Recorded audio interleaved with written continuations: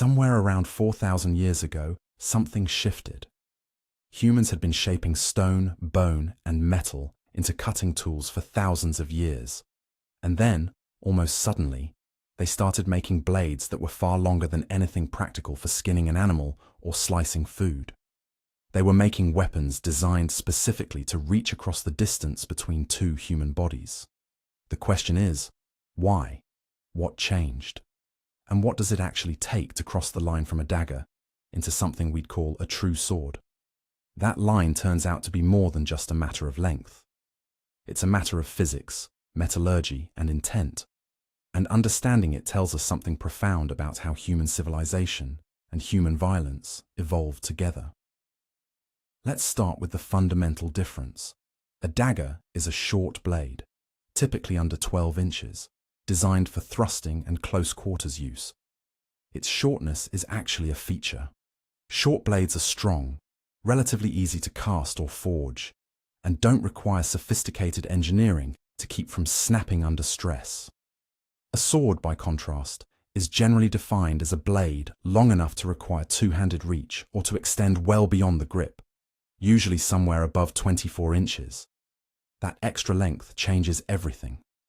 A longer blade gives a fighter greater reach, allows slashing attacks that a dagger simply can't execute, and creates an entirely different kind of threat on a battlefield. But that length also introduces serious structural problems.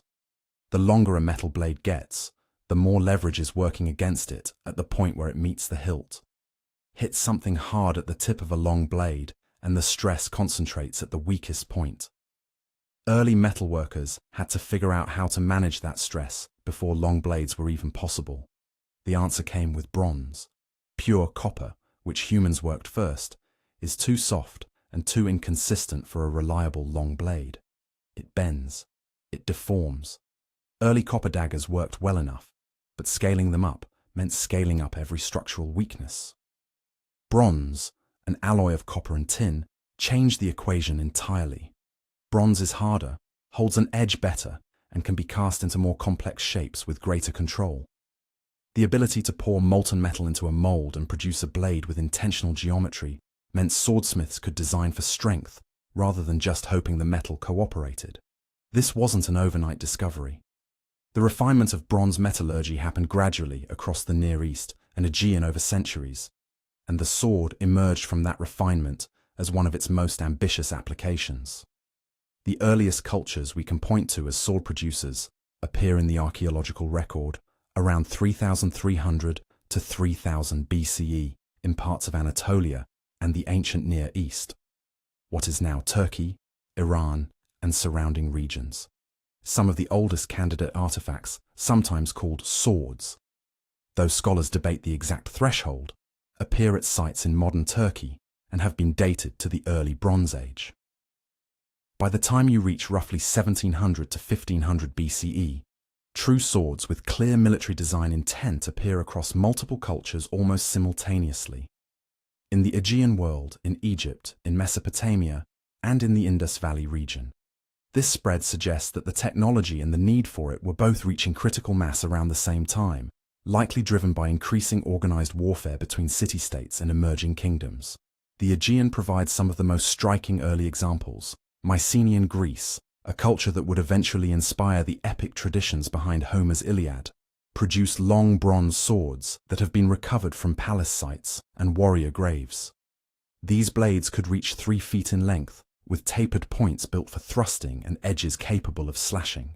They represent a genuine engineering achievement, and they also point directly to the design problems every early swordsmith had to solve.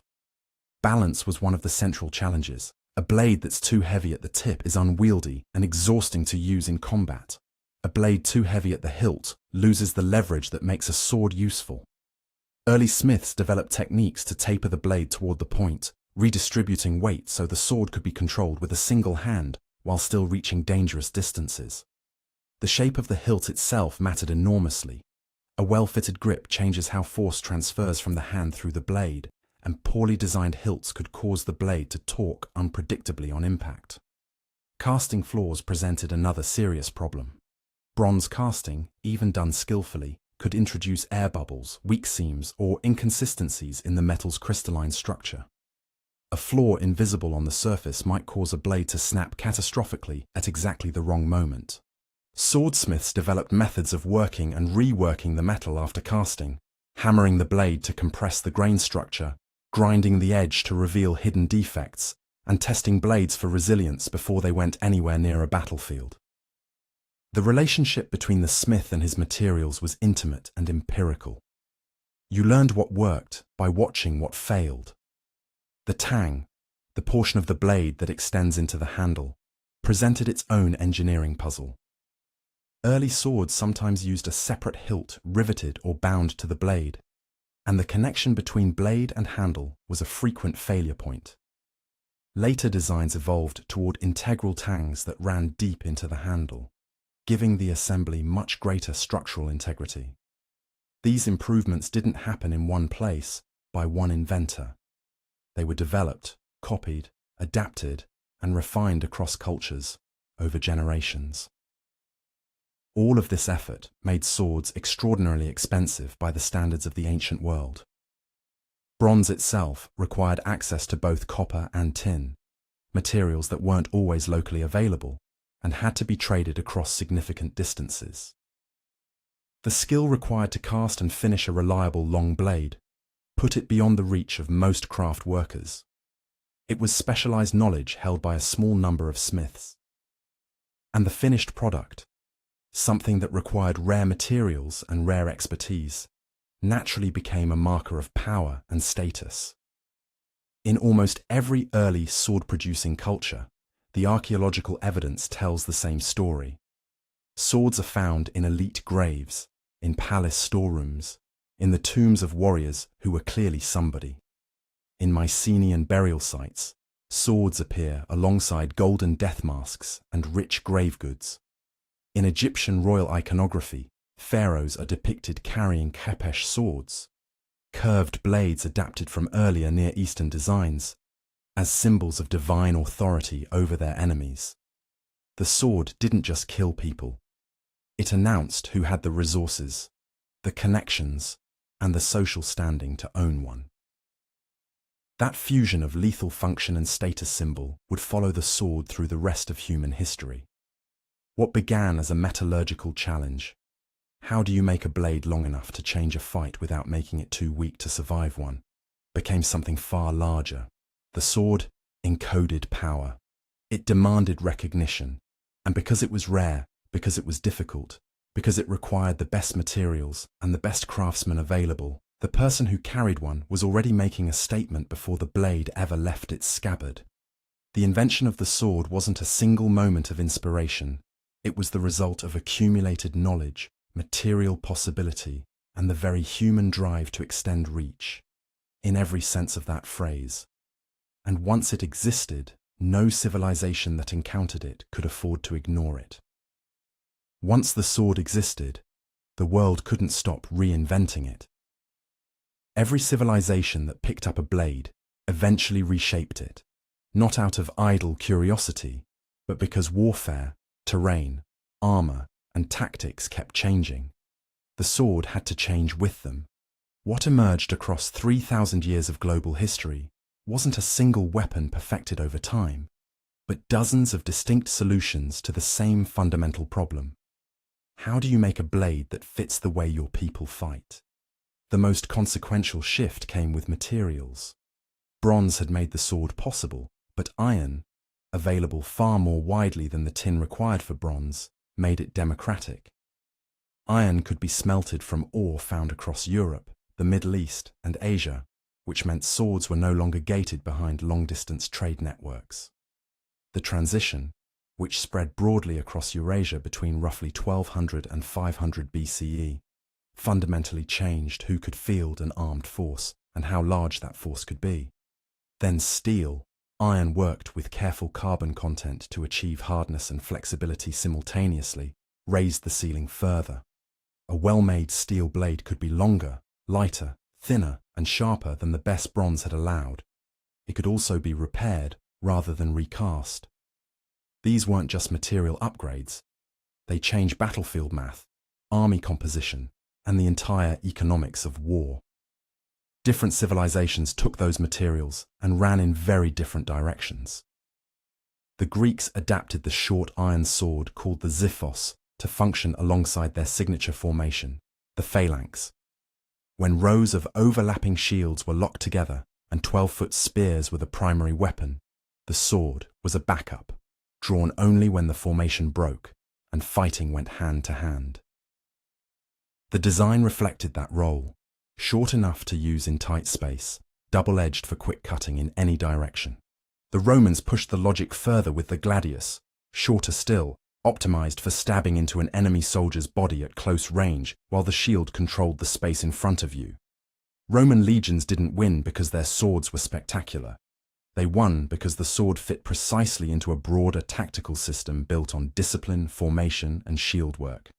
Contrast that with the Celts, whose long swords were built for a completely different style of combat.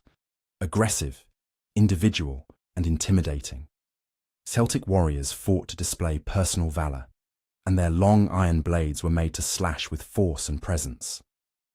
The Persian Empire, managing territory that stretched from the Mediterranean to Central Asia, fielded weapons that reflected both their own traditions and constant contact with neighboring cultures. The Achaemenid military carried swords alongside bows and spears, and Persian blade styles show clear absorption of influences from across the ancient world. This was how cross-cultural exchange actually worked, not through clean transmission, but through the messy reality of conquest, trade, and soldiers who survived battles and brought ideas home. Further east, the picture becomes even richer. Indian metallurgy, particularly in the south, produced Wootz steel, a material with distinctive crystalline patterning and exceptional edge retention, that became one of the most sought-after blade materials in the ancient and medieval world. Wootz travelled through trade routes to Persia and Arabia, where it became the basis for what the West later called Damascus steel. The knowledge didn't stay neatly within any one civilization. It moved. Chinese swordsmiths developed their own sophisticated traditions, producing the jian, a straight double-edged blade associated with martial discipline and refinement, alongside the dao, a single-edged curved blade built for the slashing demands of cavalry. Japan's katana represents perhaps the most famous endpoint of this kind of focused technological evolution. A blade geometry and forging philosophy refined over centuries to produce extraordinary sharpness and controlled flexibility, embedded in a warrior culture that treated the sword as something approaching a spiritual object. Armor and cavalry shaped sword design just as much as culture did. As metal armor improved through the medieval period in Europe, the elegant slashing sword faced a practical problem. It couldn't reliably cut through iron plate. Blades responded by becoming narrower and stiffer, optimized for finding gaps in armor rather than cutting through it. The estoc, essentially a rigid spike designed to punch into joints and visors, was a sword that had almost entirely abandoned the cut in favor of the thrust.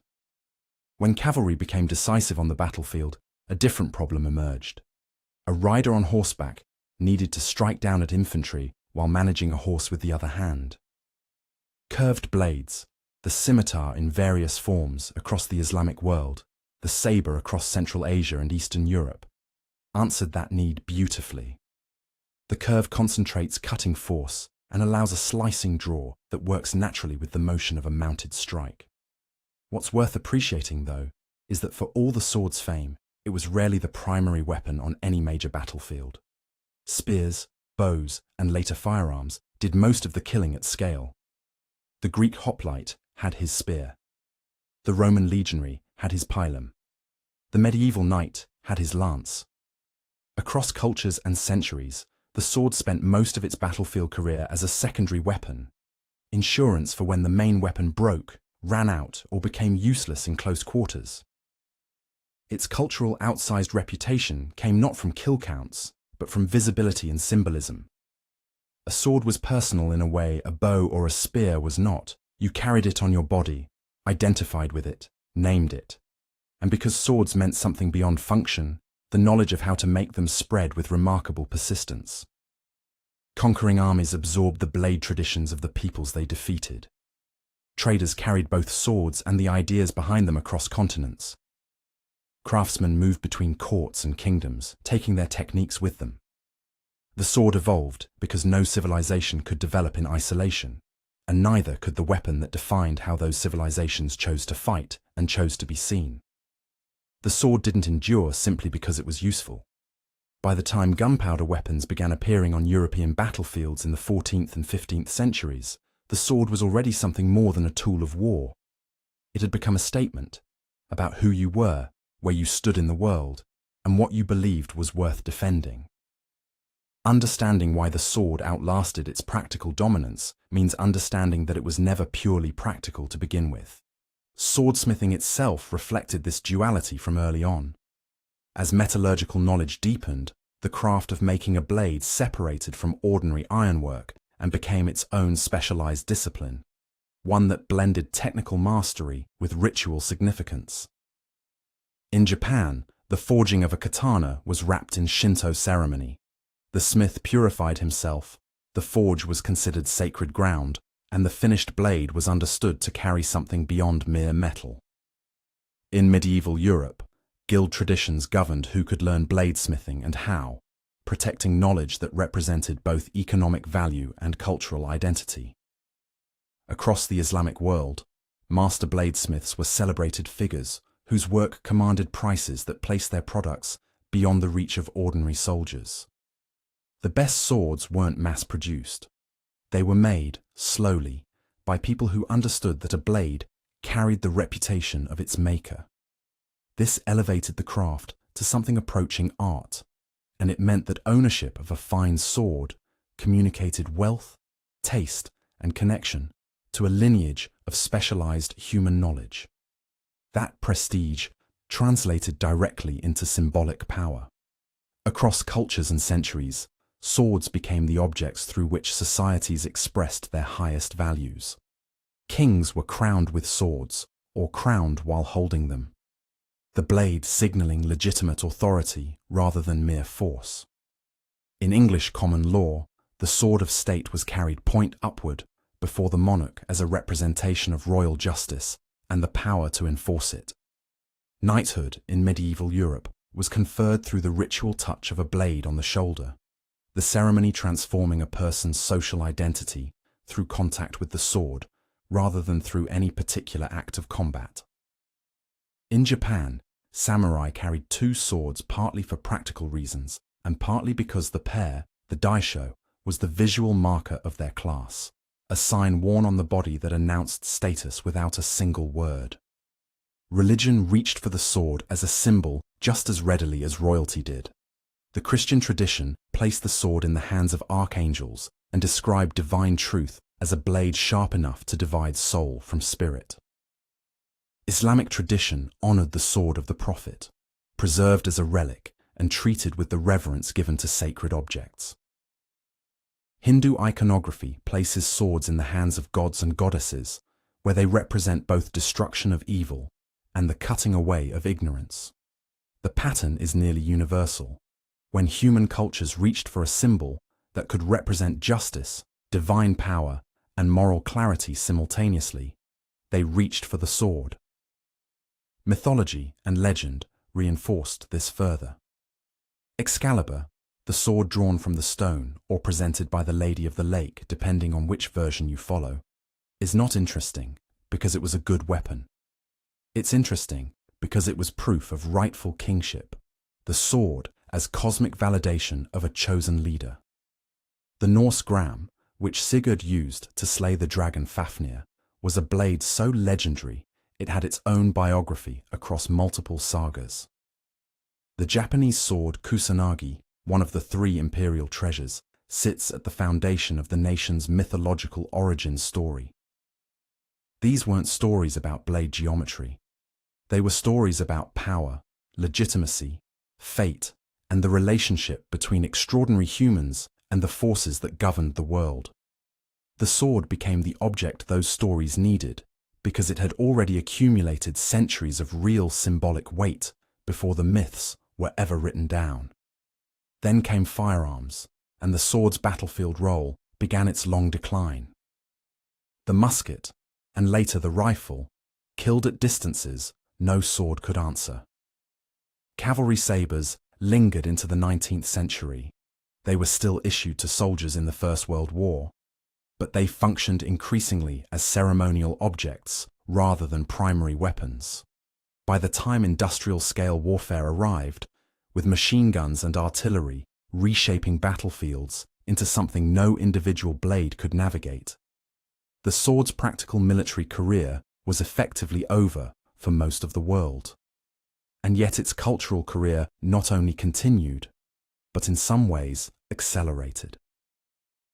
Officers in militaries around the world continued wearing dress swords as part of formal uniforms long after those swords would never be drawn in combat. Military academies taught swordsmanship not to prepare soldiers for battle, but to instill discipline, precision, and a sense of connection to martial tradition. Courts, parliaments, and royal ceremonies kept their swords of state polished and prominently displayed. The loss of battlefield function didn't strip the sword of meaning. It concentrated that meaning, distilling centuries of accumulated symbolism into an object that now existed almost entirely in the realm of identity and memory.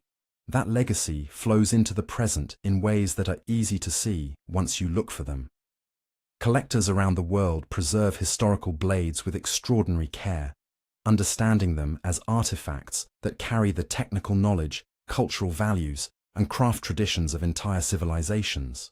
Museums dedicate permanent galleries to swords because a blade can tell you things about a society, its metallurgical capability, its social hierarchies, its artistic sensibilities, its values in war and peace, that other objects simply cannot. The sword is an extraordinarily dense historical document made of steel. Martial arts traditions built around the sword continue to attract practitioners, not because anyone expects to duel in the street, but because the practice connects people to something older and more deliberate than modern life typically offers. Kendo, Hema, historical European martial arts, Aikido, and dozens of other traditions treat the sword as a vehicle for physical and mental discipline. The blade becomes a teacher. Fencing, which descended directly from practical swordsmanship schools of the 16th and 17th centuries, became an Olympic sport and has remained one for over a century. The sword outlasted its battlefield context and found new purposes. And in popular culture, the sword's grip on the human imagination has never loosened. Fantasy literature and film return to the sword compulsively, not because writers lack imagination, but because the sword carries so much preloaded meaning that a story barely has to explain it.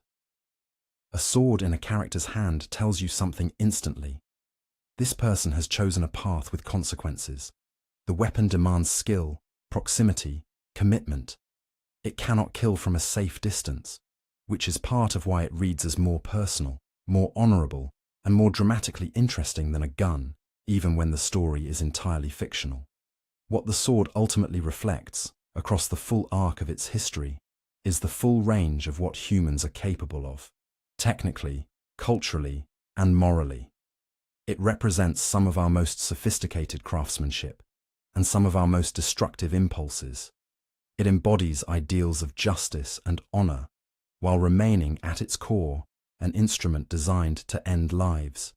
It is both a work of art and a weapon of war, and the tension between those two things is precisely why it has never lost its hold on us. If that history interests you, the story doesn't end here. Pick up a book on historical metallurgy, visit a museum collection, or step into a martial arts school and feel what it actually means to hold a blade with intention.